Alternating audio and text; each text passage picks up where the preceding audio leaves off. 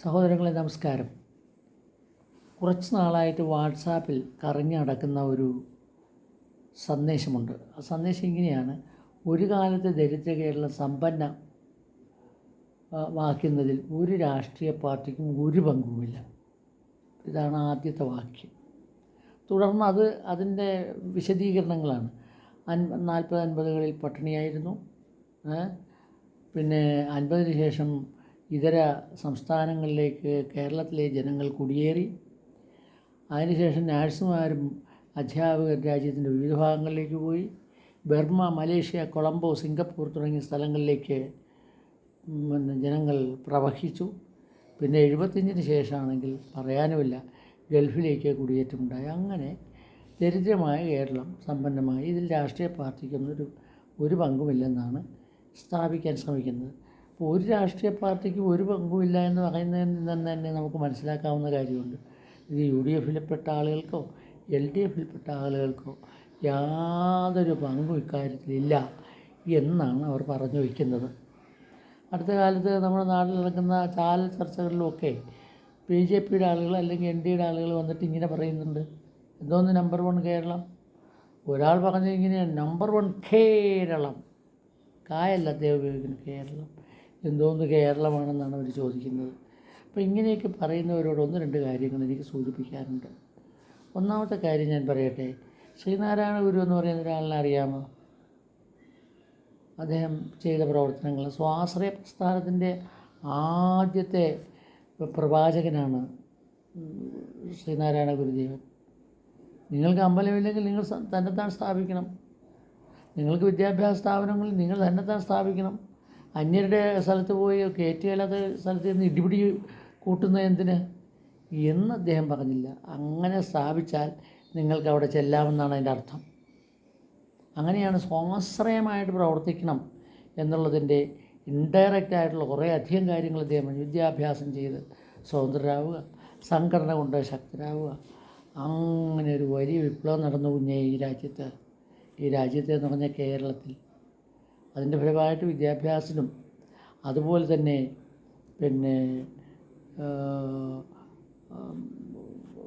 വിദ്യാഭ്യാസത്തിനും അമ്പലങ്ങളിൽ പ്രവേശിക്കുന്നതിനുമെല്ലാം ജനങ്ങൾക്ക് വളരെയധികം താല്പര്യം വരികയും അവർ സ്വയന്തമായിട്ട് തന്നെ അമ്പലം ഉണ്ടാക്കി വിദ്യാഭ്യാസ സ്ഥാപനങ്ങൾ ഉണ്ടാക്കി. ഇത് കേരളത്തിൽ നടന്നൊരു കാര്യമാണ്. അതുപോലെ തന്നെ അന്ന് ഈ പട്ടിണിക്കും മറ്റുമൊക്കെ കാരണക്കാരായിട്ടുള്ള ജന്മിമാരുണ്ടല്ലോ, ആ ജന്മിമാർക്കെതിരായിട്ട് ഇവിടെ വലിയ സമരം ഉണ്ടായി. ആ സമരങ്ങളിൽ പ്രധാനപ്പെട്ട ആളുകളെന്ന് അയ്യങ്കാളി എന്ന് പറയുന്ന ഒരാളുണ്ടായിരുന്നു. കമ്മ്യൂണിസ്റ്റ് പാർട്ടികളുണ്ടായിരുന്നു. അങ്ങനെയല്ലേ പുന്നപ്രവയിലാർ സമരം നടന്നത്? കുടികിടപ്പുകാരുടെ ഒരു സമരമായിരുന്നു അത്. അവിടെ ആളുകൾക്ക് വന്നിട്ട് കുടികിടപ്പുകാരെല്ലാം ഇറക്കുകയായിരുന്നു അക്കാലത്ത്. അതറിയാമോ? അതിനെതിരായിട്ട് പടപൊരുതിയവരാണ് കമ്മ്യൂണിസ്റ്റുകാർ. അതിൻ്റെ ഫലമായിട്ട് ജനങ്ങൾ സംഘടിതരായതിൻ്റെ ഫലമായിട്ട് കമ്മ്യൂണിസ്റ്റ് പാർട്ടി തന്നെ കേരളം ഉണ്ടായതിന് ശേഷം ആദ്യമായിട്ട് അധികാരത്തിൽ വന്നു. അധികാരത്തിൽ വന്നപ്പോൾ ആദ്യം ചെയ്തത് എന്താണെന്ന് നിങ്ങൾക്ക് അറിയണം. കുടിയിറക്ക് നിരോധിച്ചു എന്നുള്ളതാണ്. കുടിയിറക്ക് നിരോധിച്ചുകൊണ്ട് എന്തെങ്കിലും പ്രയോജനം ഉണ്ടായി. എന്താണത്? മറ്റുള്ളവരുടെ മുമ്പിൽ ദാസ്യവേല ചെയ്യുന്ന ആളാണ് ഞാൻ എന്ന മനോഭാവം മാറി. മീശ വയ്ക്കാൻ കഴിഞ്ഞു, തലയ്ക്ക് കെട്ടി നടക്കാൻ കഴിഞ്ഞു. അങ്ങനെ ഒരുപാട് കാര്യങ്ങൾ. ആരും എൻ്റെ വീട്ടിൽ നിന്ന് കുടിയിറക്കുകയില്ല എന്ന് വന്നു. അടുത്തതായിട്ട് കുടിയിറപ്പ് നിരോധിച്ചു എന്നുള്ളത് മാത്രമല്ല, 1967 ആയപ്പോൾ കുടികിടപ്പ് ഭൂമി എല്ലാവർക്കും പതിച്ചു കൊടുക്കണമെന്ന് വന്നു. 10 സെൻറ്റ് കിട്ടി, 5 സെൻറ്റ് കിട്ടി, 3 സെൻറ്റ് കിട്ടി. എവിടെ? നഗരത്തിൽ 3 സെൻറ്റ്, ഗ്രാമത്തിൽ 10 സെൻറ്റ്. കിട്ടിയോ? കിട്ടിയാൽ പട്ടിണി മാറുമോ? മാറേണ്ടതാണ്. വിദ്യാഭ്യാസത്തിന് ആ പൈസ മതിയാകുമോ? ആ ഭൂമിയിൽ നിന്നുള്ള ആദായം കൊണ്ട് വേണ്ടതാണ്. എന്താ നിങ്ങൾ പറയുന്നത്? അടുത്തത് 1964 ആയപ്പോൾ വേറൊരു കാര്യം ചെയ്തു. 67 അല്ല, 66 എന്താ ചെയ്തത്? കൃഷിഭൂമി കർഷകന് എന്നുള്ള മുദ്രാവാക്യം ഉയർത്തി നടത്തിയ സമരങ്ങളുടെ ഫലമായിട്ട് വാരം, പാട്ടം മുതലായ അവകാശങ്ങൾ ജന്മിക്ക് കൊടുക്കേണ്ടതില്ല എന്ന് ഉത്തരവുണ്ടായി വന്നു. അതിൻ്റെ ഫലമായിട്ട് കൃഷിഭൂമി കർഷകർക്ക് തന്നെ കിട്ടി. ജന്മികൾക്ക് എന്ത് കിട്ടി? അവർക്ക് അതിൻ്റെ വില കിട്ടി. എങ്ങനെയാണ് കിട്ടിയത്? ലാൻഡ് ട്രിബ്യൂണലുകളിലൂടെ ഗഡുക്കളയച്ച് കിട്ടി. ഗഡുക്കൾ എന്ന് പറഞ്ഞാൽ 12 വർഷം കൊടുത്തു ഈ പാവപ്പെട്ടവർക്ക് പാട്ട അടയ്ക്കാൻ, വാര അടയ്ക്കാൻ. അതുകൊണ്ട് എന്തെങ്കിലും നേട്ടം ഉണ്ടായോ പാവപ്പെട്ടവർക്ക്? കേരളത്തിലെ ജനങ്ങൾക്ക് ഒന്ന് ആലോചിച്ച് നോക്കൂ. നിങ്ങൾ അടച്ചു വിട്ടതല്ലേ രാഷ്ട്രീയക്കാർക്കൊന്നും യാതൊരു പങ്കുമില്ലെന്ന്. തീർന്നില്ല. 1970 ആയപ്പോൾ മിച്ചഭൂമി വിതരണം ചെയ്തു. അങ്ങനെ കേട്ടിട്ടുണ്ടോ? മിച്ചഭൂമി വിതരണം ചെയ്തതായിട്ട് കേട്ടിട്ടുണ്ടോ? അതിന് AK ഗോപാലൻ എന്ന് പറയുന്ന വലിയ മനുഷ്യനാണ് അതിന് നേതൃത്വം കൊടുത്തത്. ഉടവൻമുകൾ പോലുള്ള സ്ഥലങ്ങളിലെല്ലാം അദ്ദേഹം മതിലിന് മുകളിലൂടെ ചാടിക്കടന്ന് അവിടെ എത്തി ചില പ്രവർത്തനങ്ങളെല്ലാം നടത്തി. അതിൻ്റെ ഫലമായിട്ട് ജനങ്ങളാകെ ഇളകിയിട്ട് മിച്ചഭൂമി കണ്ടെത്തുകയും അവിടെയെല്ലാം കുടിൽ കെട്ടുകയും ചെയ്തു. അച്യുതമേനോനായിരുന്നു അന്ന് ഭരിച്ചിരുന്നത്. കൊടുക്കേണ്ടി വന്നു. അദ്ദേഹം അതിന് മനോഭാവമുള്ള ആളാണ്. കൊടുക്കേണ്ടി വന്നു. കിട്ടിയോ ജനങ്ങൾക്ക്? മിച്ചഭൂമിയുള്ളവർക്കെല്ലാം മിച്ചഭൂമിയെല്ലാം വിതരണം ചെയ്തില്ലേ? സ്വന്തം ഭൂമിക്ക് പട്ടയം കൊടുത്തതാരാ? ഇവിടുത്തെ രാഷ്ട്രീയ പാർട്ടികളല്ലേ പട്ടയം കൊടുത്തു. തീർന്നില്ല കുഞ്ഞേ. നമ്മുടെ നാട്ടിൽ കിടക്കാടമില്ലാത്തവർക്ക്, അതായത് നല്ല അടിച്ചുറപ്പുള്ള മുറിയില്ലാത്ത ആളുകൾ ഒരുപാട് പേരുണ്ടായിരുന്നു. അവർക്ക് വേണ്ടിയാണ് ലക്ഷം വീട് പദ്ധതി വന്നത്. ആരാ ചെയ്തത്? MN ഗോവിന്ദൻ നായർ. വളരെ ദീർഘവീക്ഷണമുള്ള ആളായിരുന്നു. അത് ആ മുൻഗാമി പ്രവർത്തനത്തിൻ്റെ ഫലമായിട്ടാണ് ഇപ്പോൾ ലൈഫ് പദ്ധതി നടക്കുന്നത്. ലൈഫ് പദ്ധതിയുടെ ലക്ഷക്കണക്കിന് വീടുകളായിക്കഴിഞ്ഞു. എൻ്റെ അയൽവക്കത്ത് തന്നെ 3 വീടുകളുണ്ട്. വീടുകളായാൽ എന്തെങ്കിലും പ്രയോജനം ഉണ്ടാകുമോ? ഉണ്ടാകേണ്ടതാണ് അല്ലേ? ഈ ഫീസ് ഇളവ് കൊടുത്തത് കൊണ്ട് എന്തെങ്കിലും പ്രയോജനം ഉണ്ടായോ? ഞാൻ 1964 SSLC പാസ്സായ ആളാണ്.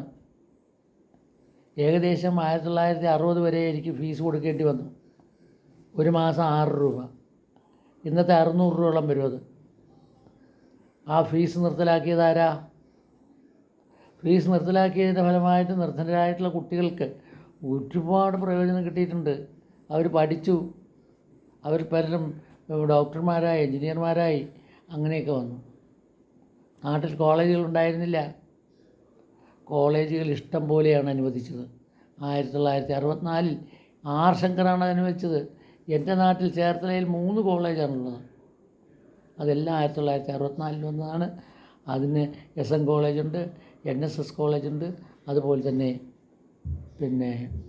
ഒരു കോളേജ് കൂടിയാണ്, സെൻറ്റ് മൈക്കിൾസ് കോളേജുണ്ട്. 3 കോളേജ് ചേർത്തല താലൂക്കിൽ കിട്ടി.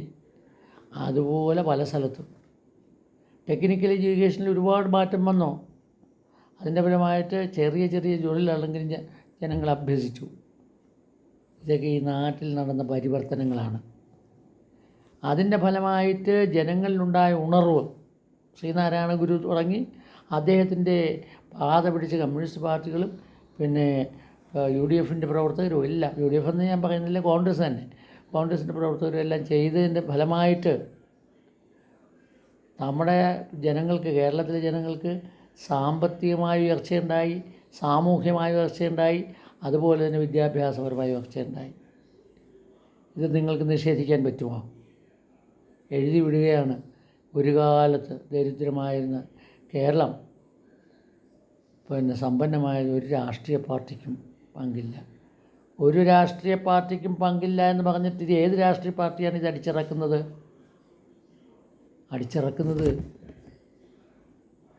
BJPക്കാരാണ്. അവരെ ഇവിടെ ഭരിച്ചിട്ടില്ലല്ലോ. ഒരു രാഷ്ട്രീയ പാർട്ടിക്കും പങ്കില്ല എന്ന് പറയുമ്പോൾ അവരില്ല എന്നല്ല എൻ്റെ അർത്ഥം. ഞാൻ ചോദിക്കുന്നു, ഭൂമിയിൽ അടിസ്ഥാനപരമായ മാറ്റം വരുത്താതെ നമ്മുടെ നാട്ടിലെ ജനങ്ങളുടെ പട്ടിണി മാറുകയില്ല, ദാരിദ്ര്യം മാറുകയില്ല. കേരളത്തിലൊഴികെ ഏത് സംസ്ഥാനത്താണ് ഇങ്ങനൊരു പരിവർത്തനം ഉണ്ടായിട്ടുള്ളത്? അതുകൊണ്ടാണ് കുഞ്ഞേ ഇത് നമ്പർ 1 ആയത്. എന്തിലെല്ലാം നമ്പർ 1 ആണ്? ആരോഗ്യത്തിൻ്റെ കാര്യത്തിൽ നമ്പർ 1 അല്ലേ? നിങ്ങൾക്ക് സംശയം ഉണ്ടെങ്കിൽ നിങ്ങൾ എല്ലാ പഞ്ചായത്തിലും പോയി നോക്കണം എത്ര ഡിസ്പെൻസറികളുണ്ടെന്ന്. 3 ഉണ്ട്. ഏതൊക്കെയാ? അലോപ്പതിയുടെ ഒരെണ്ണം കാണും, ആയുർവേദത്തിൻ്റെ ഒരെണ്ണം കാണും, ഹോമിയോപ്പതി ഉണ്ടാവും. 3 ഉണ്ടാവും ഒരു പഞ്ചായത്തിൽ. പല പഞ്ചായത്തുകൾ ചേർന്നാലേ ഒരു ബ്ലോക്കാവുന്നു. ബ്ലോക്കിലും കാണും ഒരു താലൂക്ക് ഹോസ്പിറ്റൽ. അങ്ങനെ ഒട്ടേറെ കാര്യങ്ങൾ. ഈ ആശുപത്രിയിലൊക്കെ പോയിട്ട് പൈസ കൊടുത്തിട്ടാണോ ആളുകൾ ചികിത്സിക്കുന്നത്? അല്ല. അതാര് ചെയ്തു? അതാരാ ചെയ്തത്? നിങ്ങൾ എഴുതി വിടും. എന്താ എഴുതി വിടുന്നത്? അവിടെ ചെന്നാൽ മരുന്ന് കിട്ടുകയില്ല, ചീട്ടെഴുതി കൊടുക്കും. ചീട്ടെഴുതി കൊടുത്തിട്ടുണ്ടാവും, പക്ഷേ ചീട്ടെഴുതി കൊടുക്കാനും ഒരാളവിടെ വേണമായിരുന്നു. നമ്മൾ എത്ര നുണ പറഞ്ഞാലാണ് നിൽക്കാൻ പറ്റുക? അങ്ങനെ കേരളത്തിൻ്റെ മുക്കിലും മൂലയിലും പിന്നെ ആശുപത്രികളും അതുപോലെയുള്ള കാര്യങ്ങളും വന്നിട്ടുണ്ടോ? അടുത്തത് നമുക്ക് വിദ്യാഭ്യാസ രംഗം നോക്കാം. 1957 മുണ്ടശ്ശേരി മാസ്റ്റർ ഒരു ബില്ല് കൊണ്ടുവന്നു, വിദ്യാഭ്യാസ ബിൽ. അതിനെ കേരളത്തിലെ നായർ സമുദായങ്ങളും അതുപോലെ മറ്റുള്ളവരൊക്കെ എതിർത്തു. പക്ഷെ അദ്ദേഹം കൊണ്ടുവന്ന ബില്ലിൽ ആദ്യമായിട്ട് സ്വാശ്രയമായിട്ട് വിദ്യാഭ്യാസ സ്ഥാപനങ്ങൾ നടത്താൻ തയ്യാറുള്ളവർ വരാനാണ് പറഞ്ഞത്. അതെങ്ങനെയാണെന്നല്ലേ? എങ്ങനെയാണ് അത് ചെയ്തത്? നമ്മൾ സ്വാശ്രയ വിദ്യാഭ്യാസത്തിൻ്റെ കാര്യങ്ങളെല്ലാം വരുമ്പോൾ നമ്മൾ ആ കാര്യം ഓർക്കാറില്ല. ആദ്യമായിട്ട് സ്വാശ്രയത്വത്തിന് അടിത്തറയിട്ട ബില്ല് 1957 ആർക്കും വിദ്യാലയം തുടങ്ങാം. അതിന് ഗവൺമെൻറ് അനുമതി കൊടുക്കും. നിങ്ങൾക്ക് അധ്യാപകരെയും ജീവനക്കാരെയും നിയമിക്കാം, പക്ഷേ ശമ്പളം കൊടുക്കുന്നത് ഗവൺമെൻറ് ആയിരിക്കും. അതിൻ്റെ അർത്ഥം എന്താണ്? ഓരോ സമുദായവും നിയമിച്ചിട്ടുള്ള ആളുകൾ അവരിൽ നിന്ന് പണം പിരിച്ചിട്ടാണ് മാനേജ്മെൻറ്റ് എന്ത് ചെയ്തത്? സ്കൂളുണ്ടാക്കിയത്, സ്ഥലം ഉണ്ടാക്കിയത്. അപൂർവം ചിലർ അതിൻ്റെ അകത്ത് മാറ്റമുണ്ട്. അപൂർവം ചിലർ എല്ലാവരും അങ്ങനെ ഉണ്ടാക്കിയത്, എല്ലാ സമുദായങ്ങളും അങ്ങനെ ഉണ്ടാക്കിയത്. അപ്പം അതിൻ്റെ അർത്ഥം എന്താവും? എല്ലാ സ്ഥലങ്ങളിലും 1957 വന്നപ്പോൾ എല്ലാ പഞ്ചായത്തിലും സ്കൂളുകളുണ്ടായി.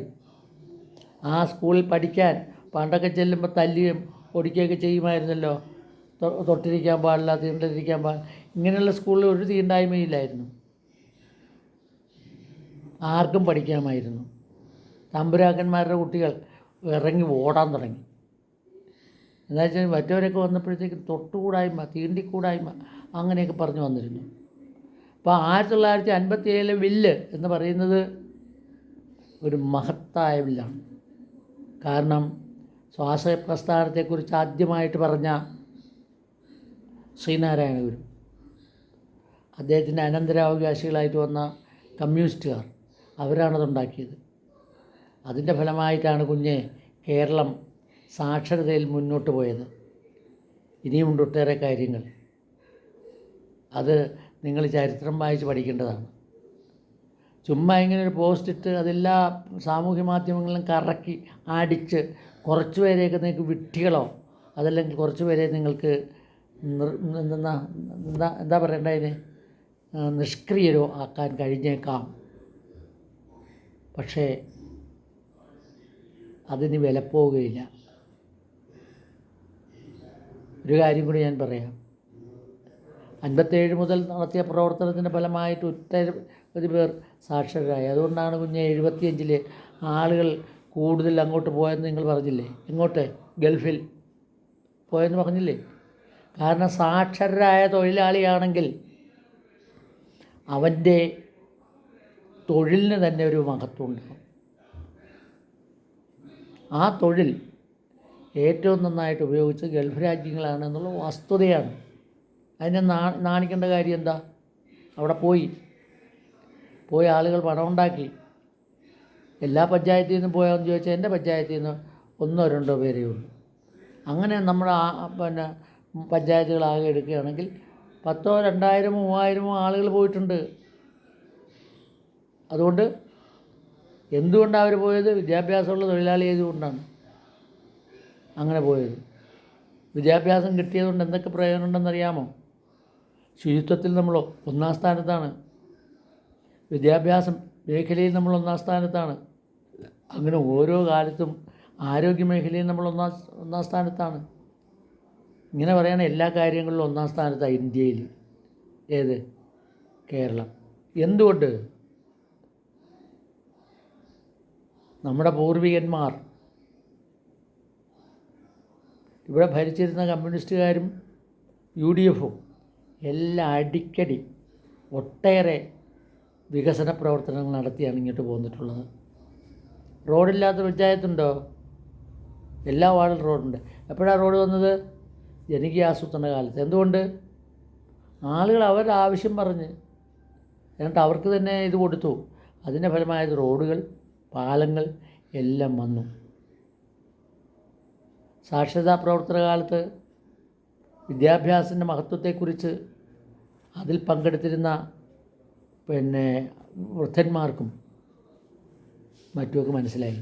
അവരുടെ കുട്ടികളെ അവർ വളരെ ശ്രദ്ധയോടുകൂടി പള്ളിക്കൂടത്തിലേക്ക് അയച്ചു തുടങ്ങി. അപ്പം ഇങ്ങനെ പറഞ്ഞാൽ നിങ്ങൾ പറഞ്ഞതുപോലെ അല്ല കാര്യം. അത് അപ്സൈഡ് ഡൗൺ ആയിട്ട് മറിച്ചിടേണ്ടി വരും. നിങ്ങൾ പറഞ്ഞെന്താ? ഒരു രാഷ്ട്രീയ പാർട്ടിക്കും ഒരു പങ്കുമില്ല. നമ്മൾ കെട്ടിടം വയ്ക്കുന്നത് എങ്ങനെയാണെന്നറിയാമോ? അടിത്തറ വെച്ചിട്ട് ഓരോ കല്ലായിട്ടാണ് എടുത്ത് വെച്ചത്. ഇവിടെ രാഷ്ട്രീയ പാർട്ടിക്കാരെല്ലാം ഒരു കല്ലെങ്കിലും എടുത്ത് വെച്ചിട്ടുണ്ട്. വേഗം ഞാൻ പറയാം. AK ആൻ്റണി കൊണ്ടുവന്ന ഇത് എന്താ തൊഴിലില്ലായ്മ വേതനം. എന്ത് തോന്നുന്നു നിങ്ങൾക്ക്? തൊഴിലില്ലായ്മ വേതനം കൊണ്ടുവന്നിട്ടുണ്ടോ? PSC വന്നു. PSC വഴി നിയമനങ്ങൾ നടന്നോ? നിങ്ങൾ പറയാം എല്ലാം കമ്മ്യൂണിസ്റ്റുകാരെയാണ് കയറ്റി വിട്ടതെന്ന്. എന്തും പറയാമല്ലോ, ചെറിയും പറയും. അപ്പം അതുകൊണ്ട് ഇതുപോലുള്ള കാര്യങ്ങൾ അടിച്ചു വിടുന്നത് വളരെ മോശമാണ്. എല്ലാവരും ഒരു കാര്യം മനസ്സിലാക്കിക്കണം. അതെന്താണ്? ഗോദി മീഡിയ എന്ന് പറഞ്ഞൊരു സാധനമുണ്ട്. മോഡിക്ക് വേണ്ടി മാത്രം വർക്ക് ചെയ്യുന്നു. പണം കൊടുത്തിട്ടാണ് അവർ വർക്ക് ചെയ്യുന്നത്. മോഡി പണം എത്തിക്കും. അതിൻ്റെ ഫലമായിട്ട് അവർ മോഡിക്ക് വേണ്ടി പ്രവർത്തിക്കും. അതുപോലെയാണ് ഈ വാട്സാപ്പ് യൂണിവേഴ്സിറ്റിയിൽ ഇതേപോലുള്ള കാര്യങ്ങൾ. അതിരിക്കട്ടെ. ഏതായാലും ഇതിൽ വീണ് പോയവരുണ്ടെങ്കിൽ, ഞാനീ പറഞ്ഞതിൽ എന്തെങ്കിലും തെറ്റുണ്ടെങ്കിൽ നിങ്ങൾ എന്നോടൊന്ന് പറയുക. ഞാൻ പറഞ്ഞ കാര്യങ്ങളിൽ എന്തെങ്കിലും തെറ്റ് വന്നിട്ടുണ്ടെങ്കിൽ ചൂണ്ടിക്കാണിക്കുക, ഞാൻ തിരുത്താം. അതേസമയം ഈ വാട്സാപ്പ് യൂണിവേഴ്സിറ്റി കറങ്ങി നടക്കുന്ന ഒരു കാലത്തെ ദരിദ്ര കേരളം സമ്പന്ന കേരളമായതിൽ ഒരു രാഷ്ട്രീയ പാർട്ടിക്കും പങ്കില്ല, ഒരു പങ്കുമില്ല. പങ്കില്ലെന്ന് മാത്രമല്ല, ഒരു പങ്കുമില്ല. പിന്നെ പങ്ക് ആർക്കാണ്? അതതിൻ്റെ അകത്തില്ല. ആ പ്രശ്നത്തിൽ അതില്ല. നന്ദി, നമസ്കാരം.